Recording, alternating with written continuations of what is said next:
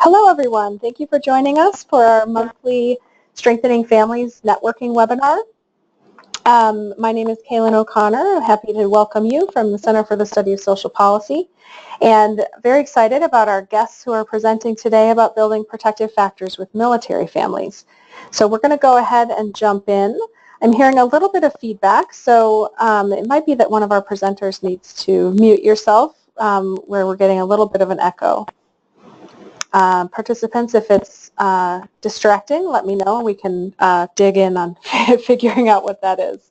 So I'm just going to do a quick welcome and a couple of updates, and then we'll get into our topic on this important population of military-connected families and how we can build protective factors. And luckily, we have great colleagues from 0 to 3 and the National Child Traumatic Stress Center who have been doing a lot of work on that and are going to share the resources that they've developed. Oh, there I am. So I'm a senior associate at the Center for the Study of Social Policy. I host these webinars and welcome all of you. Some of you join us every month. Some of you may just be popping in for this particular topic, so I'll share a little bit about our background here. We put out an open invitation to anyone who's using the Strengthening Families Protective Factors Framework or coordinating Strengthening Families efforts, whether that's in a program or in a community or a state. And we put these on together with our partners at the National Alliance of Children's Trust and Prevention Funds, whose members are the Children's Trust Funds around the country who have been great partners in implementing Strengthening Families. Each month we have a different topic with guest speakers, and we always post recordings and materials. This is a link there to a Google site where the Alliance has been posting the recordings and slides of these webinars for years. It's quite an archive at this point.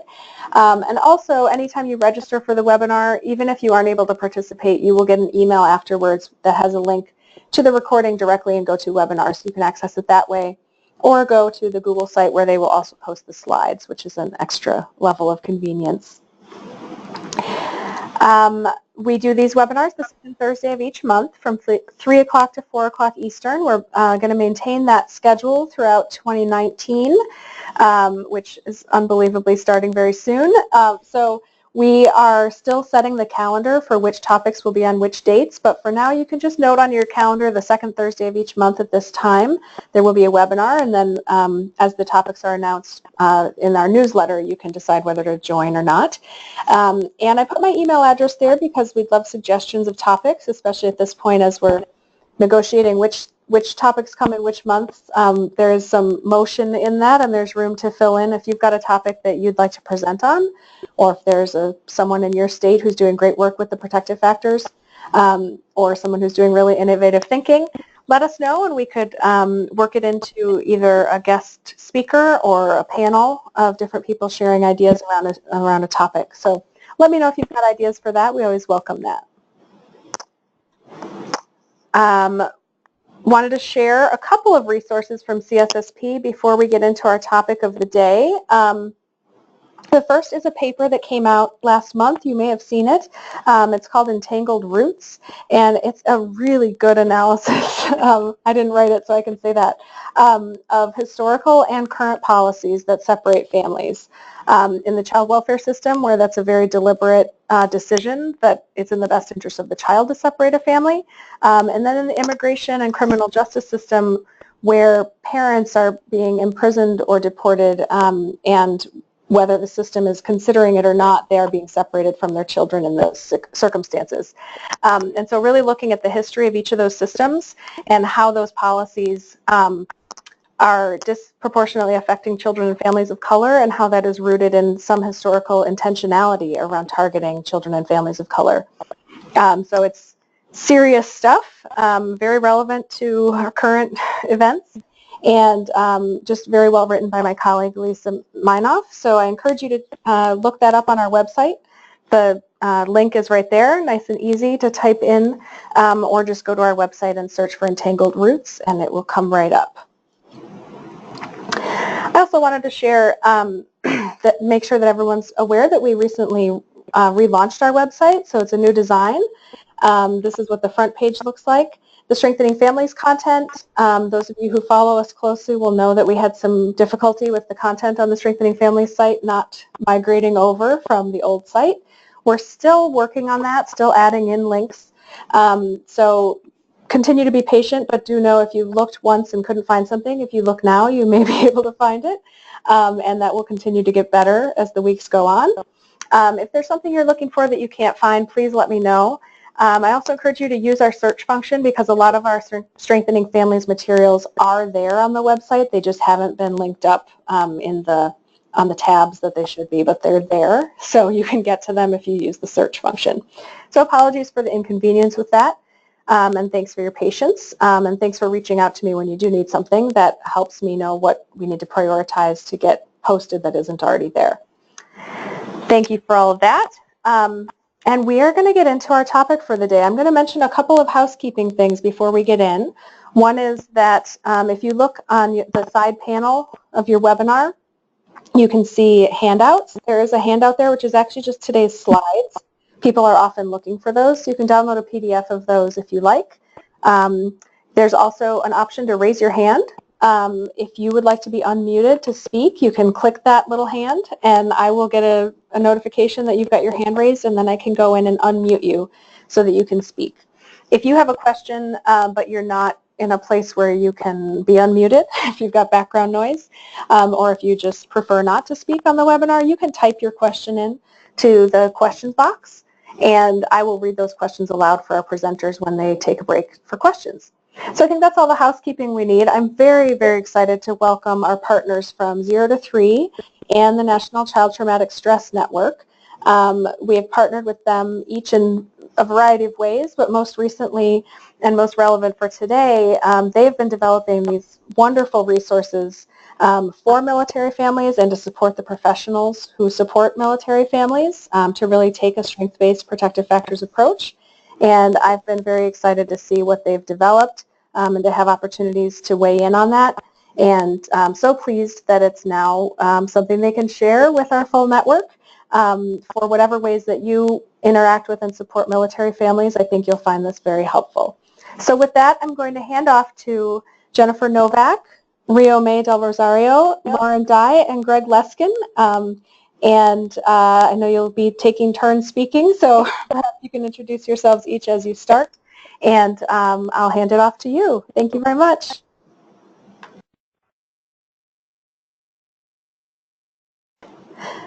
Okay, someone might still be muted. Kaylin, can you advance to the next slide, please? Sure. There we go.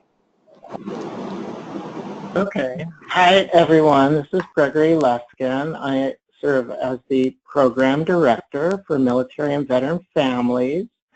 So on behalf of the National Child Traumatic Stress Network, we want to thank you for attending this seminar. We'd like to thank Kaylin O'Connor from the Center for the Study of Social Policy and our partners at 0 to 3.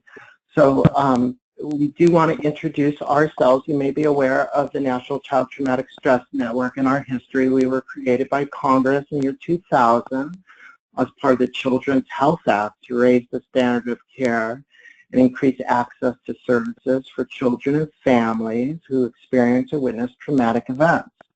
And we do represent a unique network of frontline providers, family members, and researchers, and national partners who are all committed to changing the course of children's lives by improving their care and moving scientific gains quickly into the practice in the United States.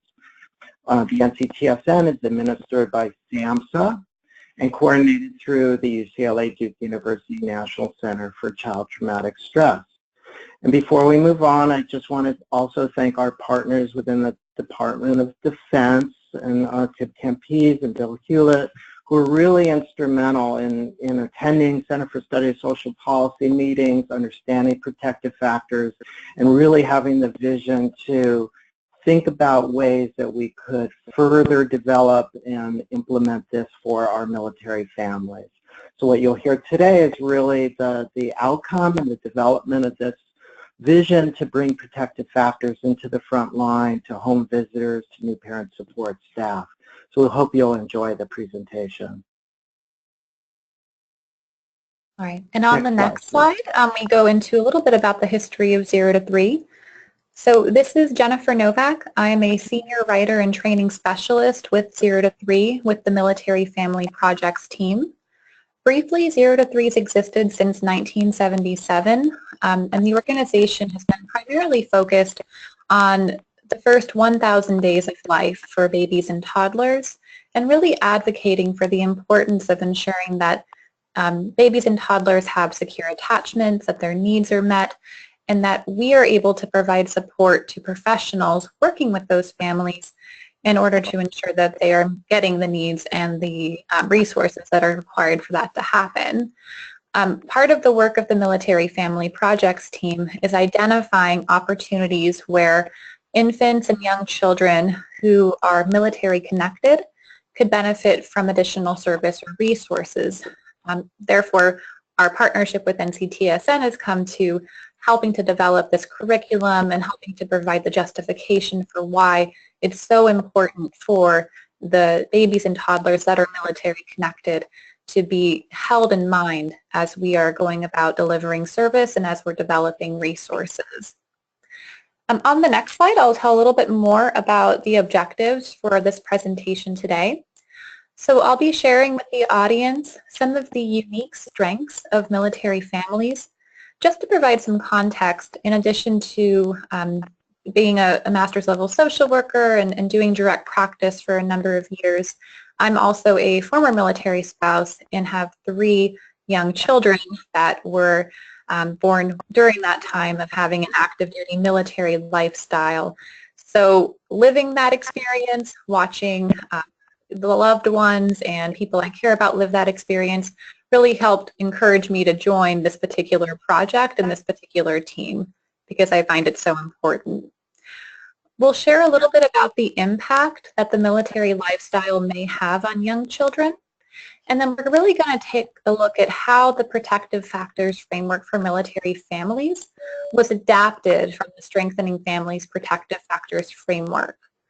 Then our partners from NCTSN will be sharing some more information about the e-learning platform and the tools that were developed, and we'll give some more information about the resources available to providers that are serving military-connected families.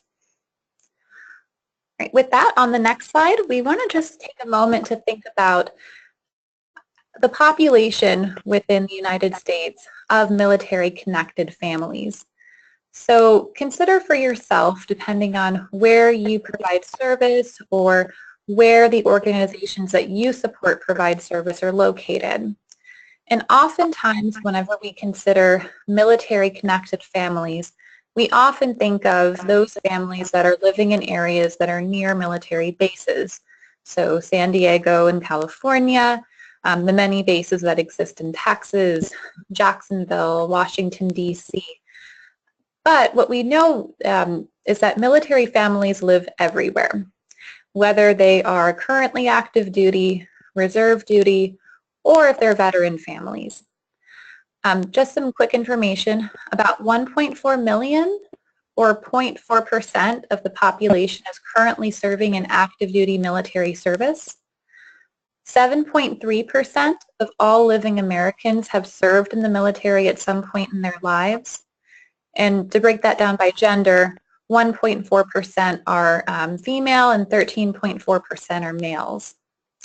The next slide is an infographic that shares a little bit more about the number of family members that might be connected to the military.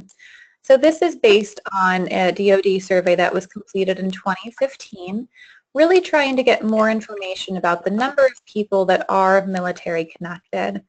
So what we know is that about 1.7 million people are family members, and we would consider a family member a member of the primary household of the active duty service member. You can see that about half of that, or excuse me, about a third of that are spouses, over 1 million are children under the age of 18, and then a little over 10,000 are adult dependents. One of the things that we know about active duty military families is that many of them, if they have children, are married, and that many of them are fairly young, with a median or an average age of spouses at only 31.5. In the lower right-hand corner of this infographic, I think is some of the most interesting information that applies to the work that we're doing, and it's the number of active duty service members with children. So over 40% do have children, and if we think about that group, the vast majority is 0 to 5 years of age. So 42% of children that are children of active duty military members are under the age of 5, with decreases in that as you get a little bit older. Now you'll have access to this in your slide deck after the presentation is over, but it's something to think about, that we have so many military connected families, not just living at bases, but also living in reserve status across the country, and those that have left the military but may still be experiencing the impacts of that service, which we'll talk about in a moment. If you can go to the next slide. So this sort of opens up the purpose of why NCTSN created this protective factors framework for military families. So what's happened is we've taken the Strengthening Families Protective Factors framework and adapted it to reflect the unique strengths, needs, challenges, and interests of military families. On the next slide, I'll tell a little bit more about why that was important.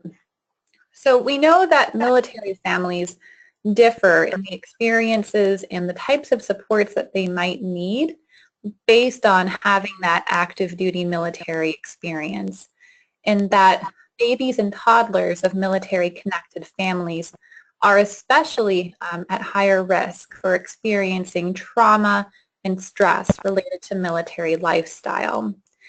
We usually think of those stressful events as things like deployments or extended time overseas, but there are other components to military life that are extremely demanding and can be confusing or traumatic for very young children. Some examples of that include training time, where an active duty service member is simply away from the home for weeks at a time, right? That's not a deployment, but it is separation from the family. There's also other stressors, such as frequent relocations, not having a lot of certainty around where you'll necessarily be relocating, having to do that travel on a frequent basis. I remember for myself having a 10-day-old and moving from Florida to California with a 2-year-old in tow as well. It's something that military families experience all the time, and many non-military families wouldn't consider the level of stress that can be on both parents and young children. On the next slide, I'll talk a little bit about those stressors in some more detail and how that lens applies to babies and toddlers that are living through it.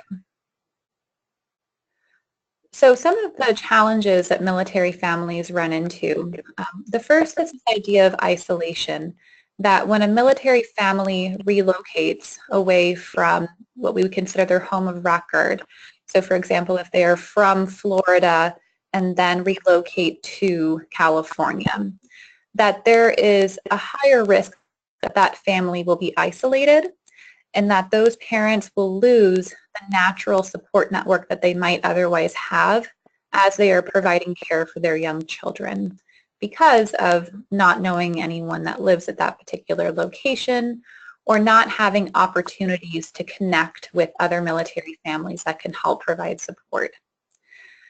There's also this challenge of separation and loss, so that whenever an active duty service member is away, they aren't just at risk of what can happen as part of military service, although that does have impacts on their relationship with their child as well, but it also means that they're losing those opportunities to have face-to-face contact with their child and missing really important developmental milestones and moments that can help build a secure attachment with that active duty service member. Frequent moves, like I mentioned before, can be especially challenging. They are financially disruptive, they are emotionally disruptive, and they can be an incredibly stressful time for young children who aren't sure what's going on, unsure when that's going to change, and then having to settle into new routines both during the moving process and also whenever they end up at that final destination.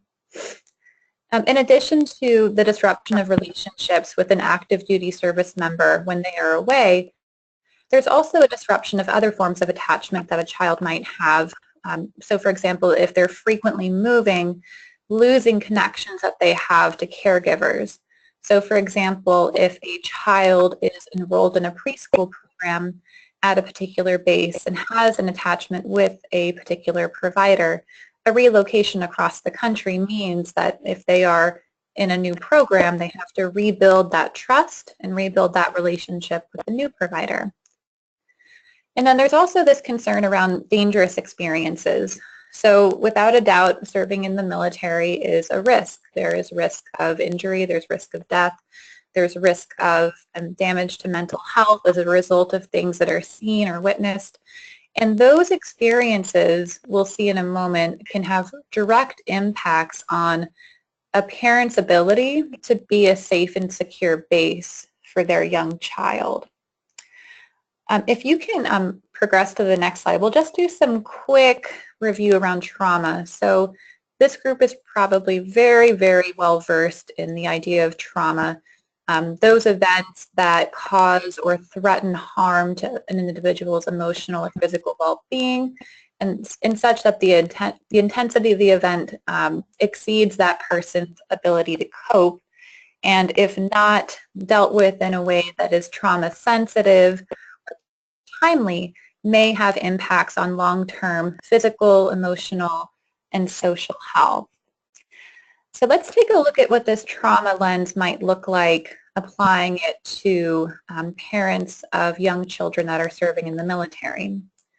So we know that whenever we have parents who are, just parents of young children in general, the types of things that we ask for them include providing their children predictability, a routine that the child can rely on so that they have a sense of safety around how their time will be spent, that they take the time to be emotionally attuned to their child's needs, that they are sensitive to their child's needs and are able to interpret behavior with emotion behind it and to provide appropriate redirection as needed, that they are giving contingent responsiveness, that they are very well aligned with what their child is feeling so that they can respond appropriately, that they model co-regulation so that when a child becomes escalated, a parent is able to provide that calm and that acceptance to help bring a child back, and this idea of mutuality. But whenever we have an individual that has been active duty, their risk of experiencing injury such as PTSD or TBI, traumatic brain injury, is a higher risk. Research indicates that about 10% or so of active duty service members will at some point have PTSD symptomology, and an additional number will maybe not have criteria for PTSD but would exhibit some of these issues as well. TBI is quite a bit lower, but also is a big concern for military active duty service members after they deploy.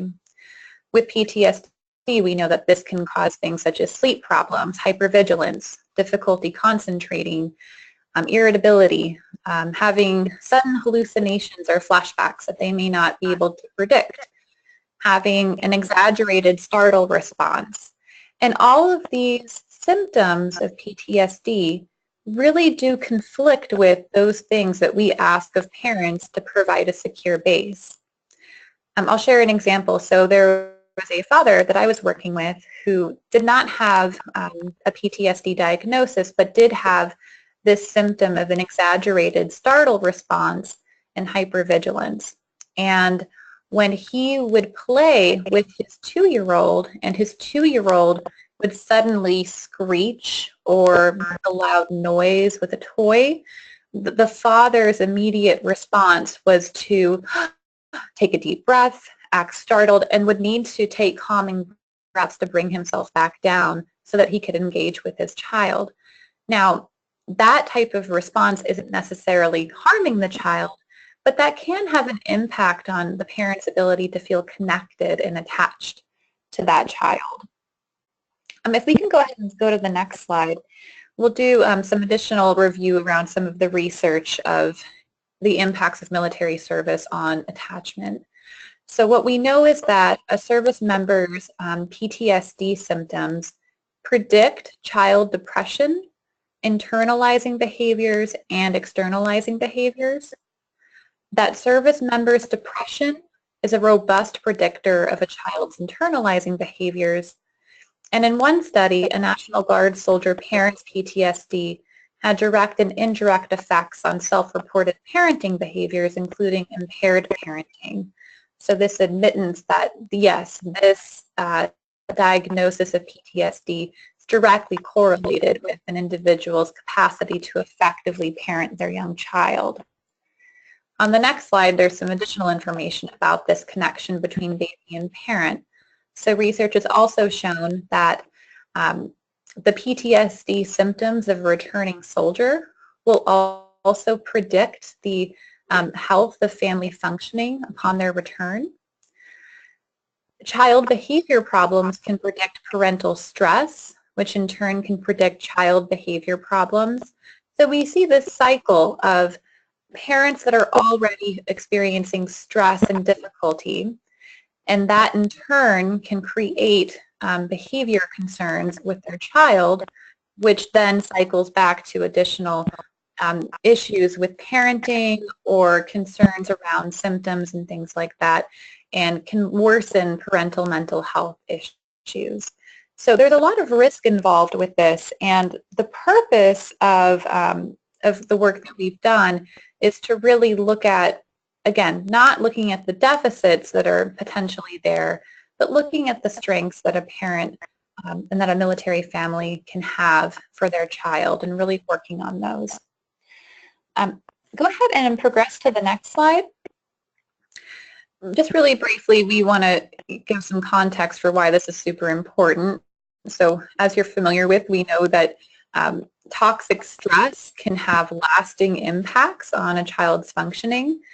Now, we know that all children should experience normative stress, so those events that are changes that are stressful, but that are easily mitigated with the support of an attachment with a secure parent.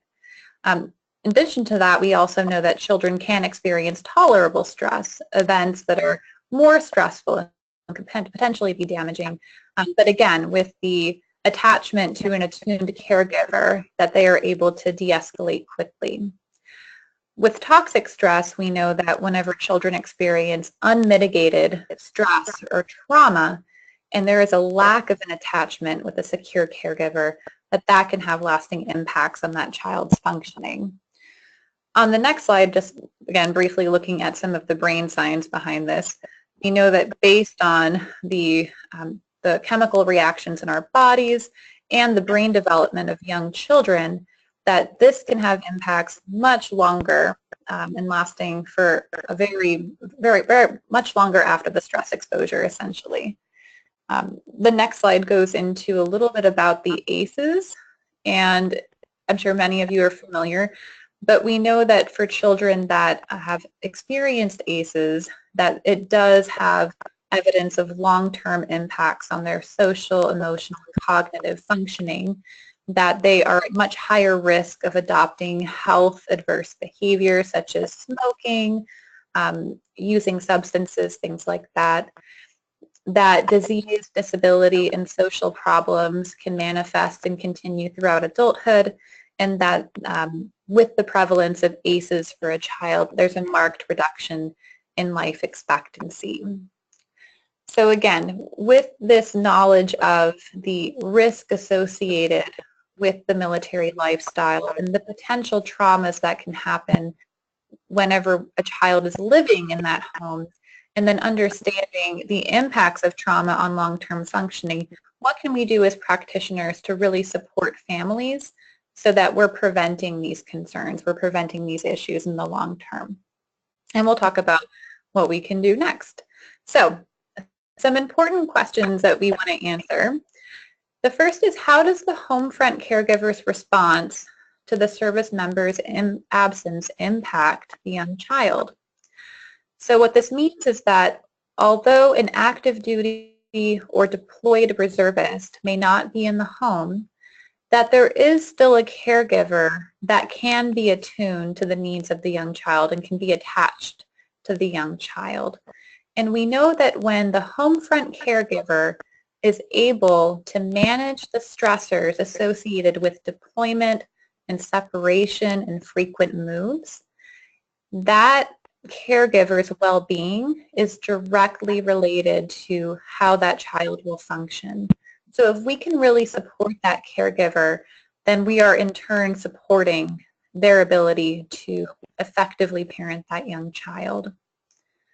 Another question is, how does the returning service member's mental and physical health impact the ability of the family to meet the needs of the child?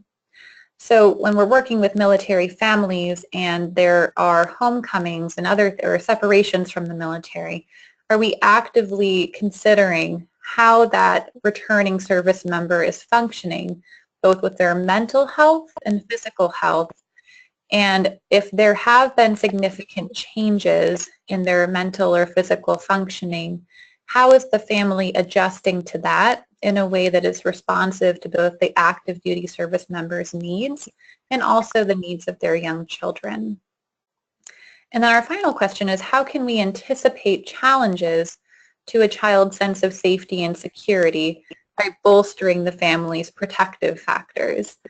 So we know that just by living within a family that is military connected, that there are going to be many challenges to a child's sense of safety and security if the family is not equipped to properly or appropriately explain changes to a young child or engage in activities that help that child to feel safe and secure. And because of all of the other stressors associated with the military lifestyle, it's sometimes easy for parents to lose sight of, this is so stressful for me, and I also need to attend to how my young child might be experiencing this. And this is really where home visitors and new parent support visitors can focus their work on what are the strengths of the family and how can we really bolster that, focus that within the context of the family's protective factors. So going to the next slide, we know that one of the key things around buffering young children from trauma and stress has to do with really promoting that secure attachment with a caregiver. So part of the home visiting curriculum, or part of the work that we're attempting to promote, is this idea that we can't effectively support young children unless we are ensuring that they have that secure attachment with their caregiver and that their caregiver is appropriately supported so that they're able to also provide that attachment for their young children. Going against that grain is this idea of the chronic and unrelenting stress associated with the military lifestyle. And I know that I've made it sound pretty dire, but we also know that military families are incredibly resilient. We don't see lots of really negative outcomes from children that have lived in military families. And a lot of that has to do with military families' adaptability, their flexibility, their ability to think quickly in crisis situations, their ability to not accept failure, to figure out solutions at no matter the cost. And these are all strengths that we can really capitalize on in our work with them. And if we can go to the next slide. And this is probably one of my favorite ones to go through. And this is the mechanism by which we have taken the protective factors framework, and as in NCTSN has taken the protective factors framework and applied how each of these work with military families. So I'll just go through each of these briefly and give some examples of the types of things that we can be encouraging home visitors and those working with military families to try on whenever they're planning interventions or whenever they're talking with military families about their needs.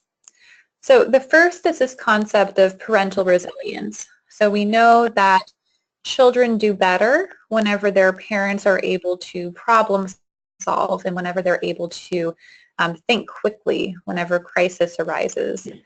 And whenever we can work with home visitors on focusing on the family's strengths and helping them identify areas where they can bolster their personal and family readiness, that is something that can help build their parental resilience. We also want to encourage home visitors to promote problem solving through the utilization of installation and unit services. So one of the awesome benefits of being an active duty military family and then also a veteran family is that they have access to resources that may not be available to civilian communities. However, just like any other program or service, we want to make sure that families know about it and that they feel comfortable engaging in that service. So part of the curriculum is really encouraging home visitors to know what's available at your base and how can you effectively connect parents to those services and ensure that they are following through. The next factor is knowledge of parenting and child development. So within the lens of PFFM is that we really focus on helping to normalize the child's response to military-specific events.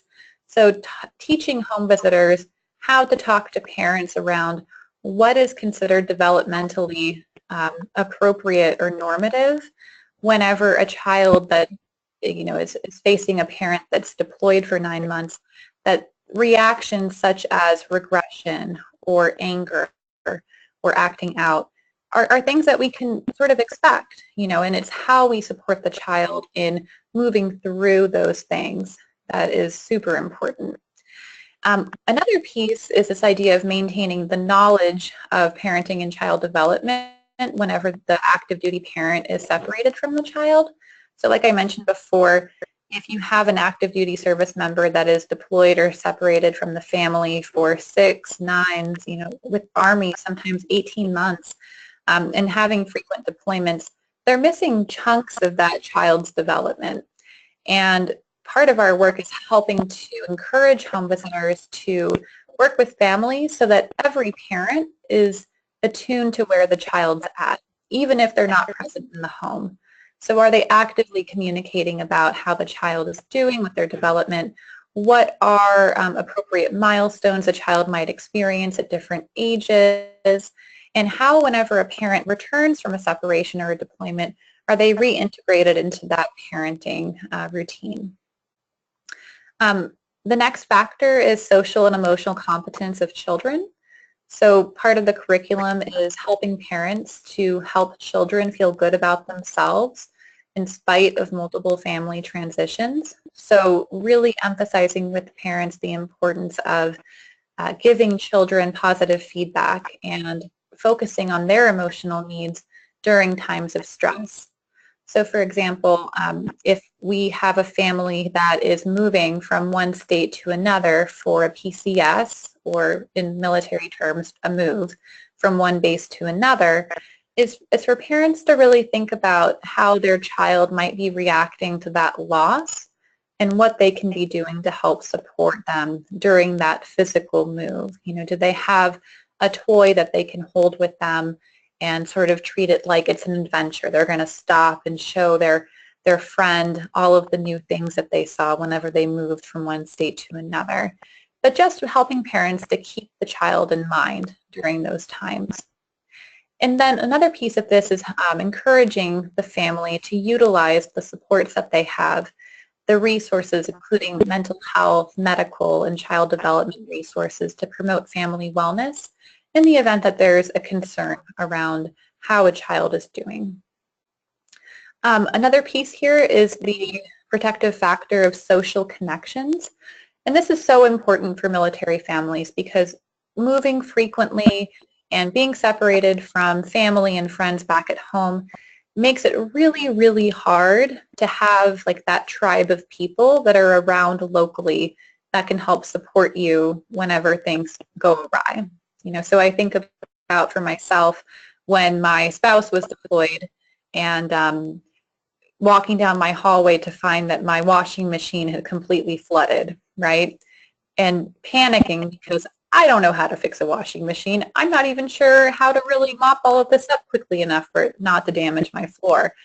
But having a tribe of people that I can call, who do I know who knows even a little bit about this, that lives locally, that can come and help with the kids while I do this cleanup work. If a family doesn't have that, it can make crisis situations just so much worse or even, unmanageable. So helping home visitors to work with parents on how do they build that tribe at each new base that they're at, so that when things do come up, that they have people that they can rely on that are not formal supports. So not home visitors, not therapists. We're talking about friends, people that are just there for them socially and can be there in the long term. And we also encourage home visitors to do work that can help strengthen neighborhood connections. This is things like encouraging home visitors to provide opportunities for parents to meet one another, either through parenting groups or other social events, that type of thing. Our final protective factor is concrete support in times of need. So this is the encouragement of home visitors to identify the services and supports that can help families if they need food, if they need kitchen supplies when they've just relocated somewhere and their moving boxes are not going to show up through 3 weeks. How well does that staff person know where that family can go to get the support that they need? And then helping maximize financial stability for families by connecting them to other service relief networks. Depending on the branch, there are many different terms and types of things that they offer. So being able to know what's out there and how you can effectively connect families to that. If you want to move to the next slide, and I'll just do a quick wrap up before turning it over to NCTSN. So a few of the reasons why we've chosen this strength-based approach, especially in the context of military families, is that we know whenever we focus on problems that we tend to think about, okay, what do we need to fix versus what strength does this family have that we can build on. This is especially important for military families because military families culturally do not see themselves as weak. They see themselves as having so much strength. And when they do need help, it can be sometimes extra difficult to get them to come out and say that. So it's a special type of relationship where you can have trust with the parents so that they can tell you when they have needs, and then you can work with them on this strength-based approach on meeting those needs. And we see that as a more respectful approach, and also an approach that empowers parents to understand that they are experts on their family and ultimately are the ones that are going to be able to determine what the best choices are for themselves and their children. On the next slide, I'll just read this little quote quickly and then we'll move to the next one.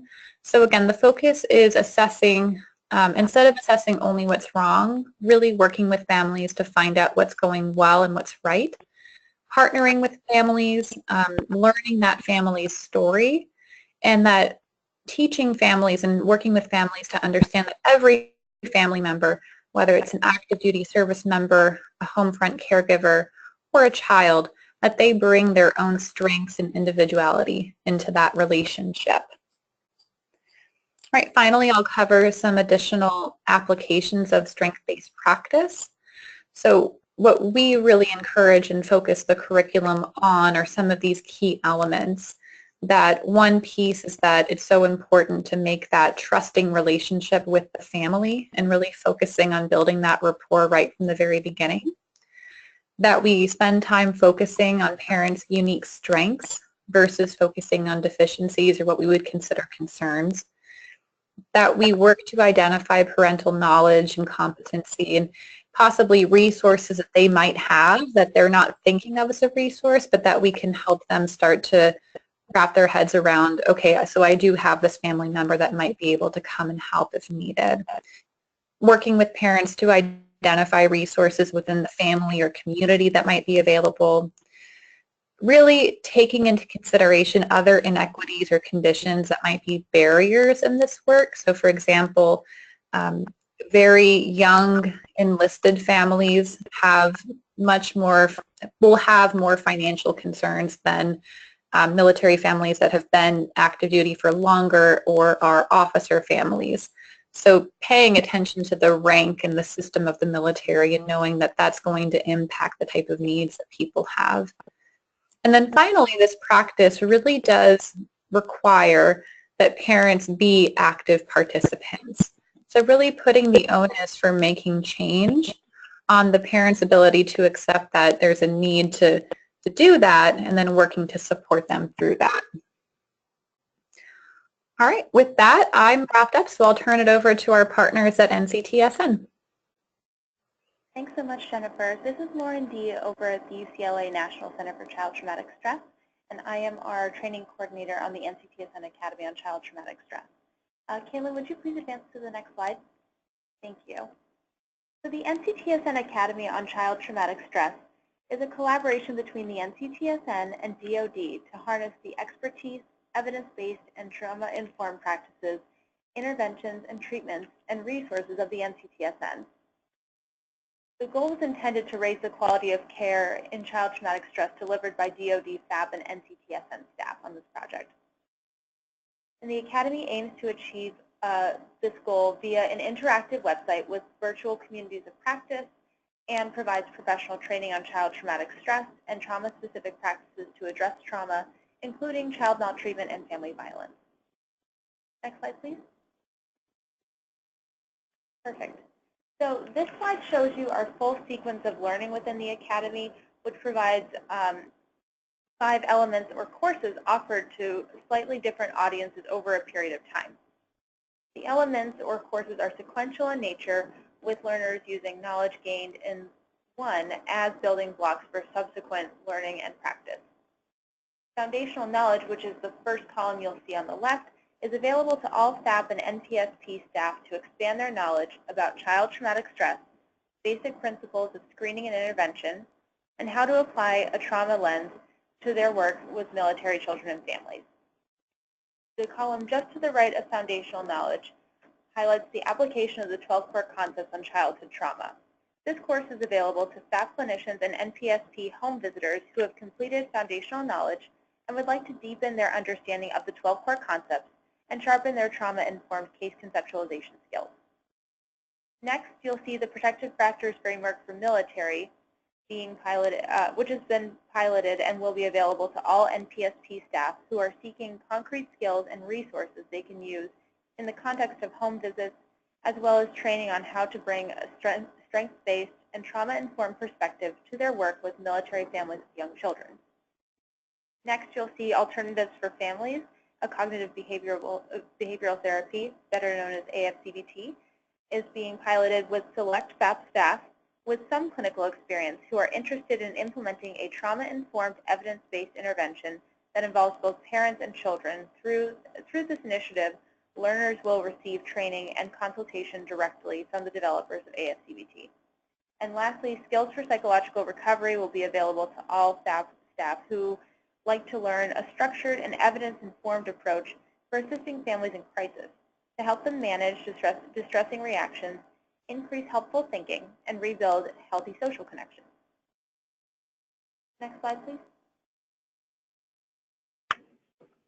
Thanks, Lauren. This is Rio May Del Rosario, and I serve as the project coordinator over at the Academy here at UCLA. And we wanted to just spend a little bit more time talking about our Academy Protective Factors Framework for Military course. So the Academy, the NCTSN, and 0 to 3, along with our esteemed subject matter experts who composed our multidisciplinary work group, including Kaylin O'Connor from CSSP, developed the Protective Factors Framework for Military. And the PSFM is drawn from the Strengthening Families Protective Factors Framework. It emphasizes a family-centered, strength-based approach to reducing child maltreatment and enhancing promotive factors. As you all are familiar, the coursework focuses on the 5 core areas parental resilience, social connections, knowledge of parenting and child development, concrete support in times of need, and social emotional competence of young children.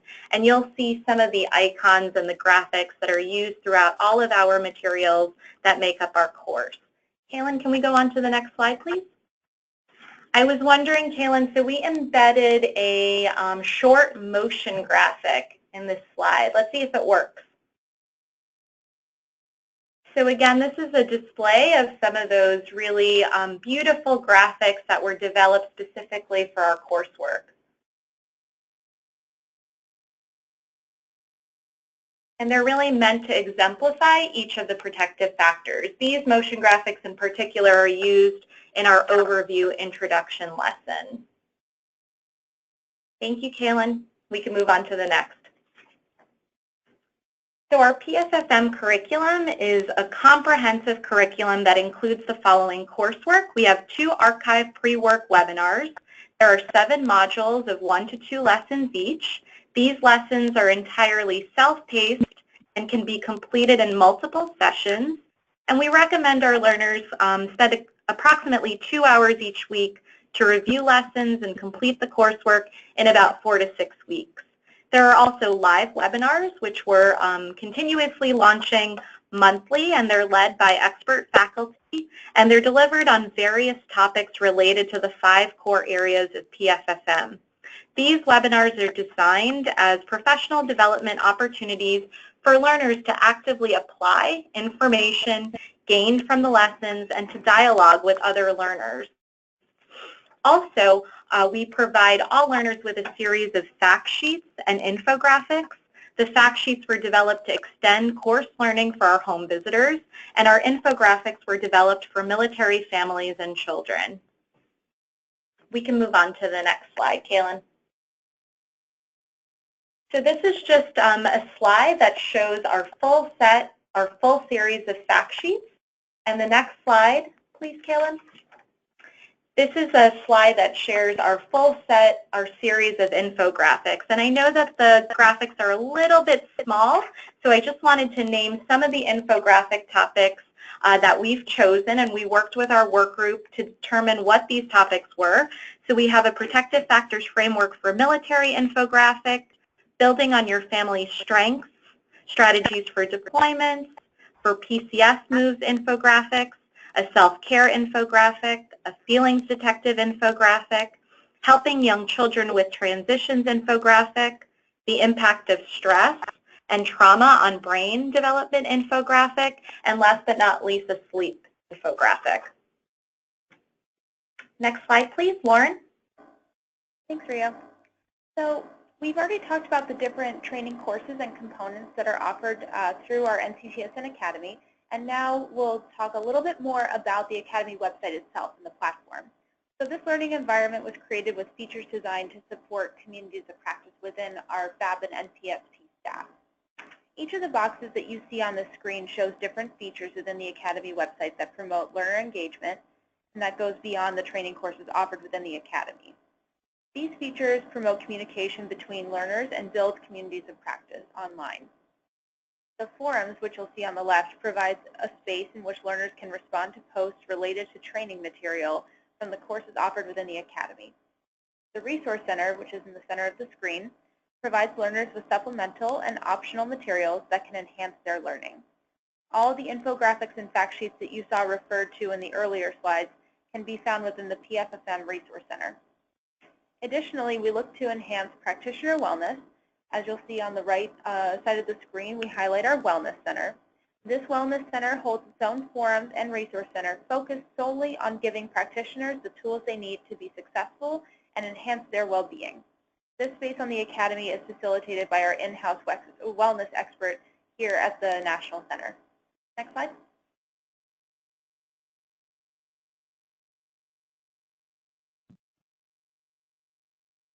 And these are some additional resources that can be found that highlight our 0 to 3 partners and Babies on the Home Front and the NCTSN Military and Veteran Families group. Next slide. And I'll hand things back over to Jennifer. So with that, we just want to take a few minutes to see if any of our participants have questions or comments about any of the material presented. We also wanted to thank everybody for all of the work that you do every day and your work in helping promoting protective factors for families across the country. Thank you all for presenting. This is Kaylin. We don't have any questions typed in yet, so if you're out there with a question, please either raise your hand or type something in and I can unmute you so that you can speak. I'm going to go ahead and ask a question that I think someone might have in mind, which is whether or which of the materials that you've developed are available for audiences outside of the formal new parent support program and family advocate programs, or family assistance programs. What are any of these materials available for civilians to use as they might be serving military families as well?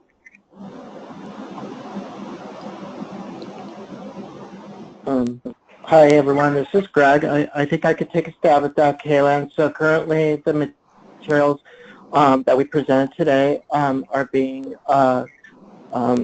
disseminated through New Parent Support and FAP. We hope to, in the future, make some of these materials available through and with our partners at 0 to 3 and with your organization. At the moment, though, they're being utilized by the military.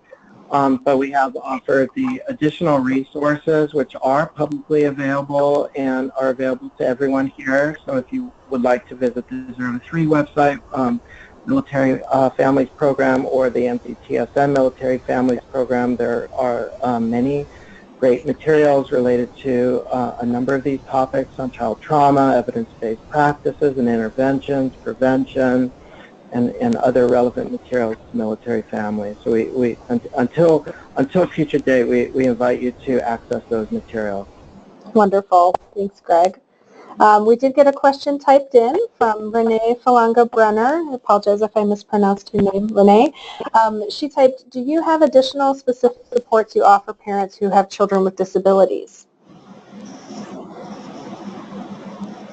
So I'll answer that. This is Jennifer Novak from 0 to 3. The curriculum is designed to encourage home visitors to be responsive based on the individual needs of the family. Now, I'm not recalling if there's a specific module or content section that addresses the needs of military families with children who have disabilities. However, we know that military communities do offer specific supports to families that have a family member, whether that's a child or an adult dependent who is experiencing a special need or a disability. One thing I can say is that 0 to 3 does have a resource bank of child development and materials related to supporting parents with a child who has a disability.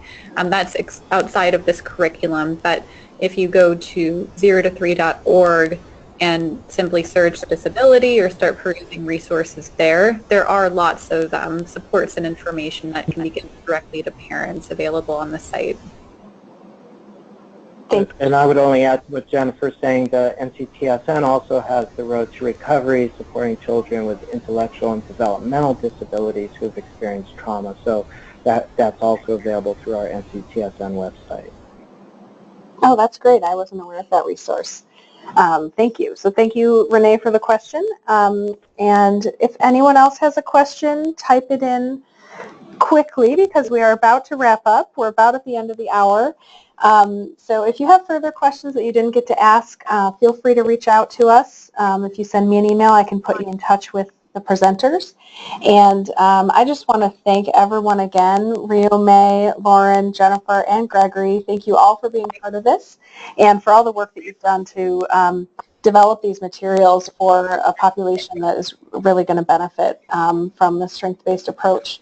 And thank you all for your partnership and for sharing this. Thanks everyone for joining us today.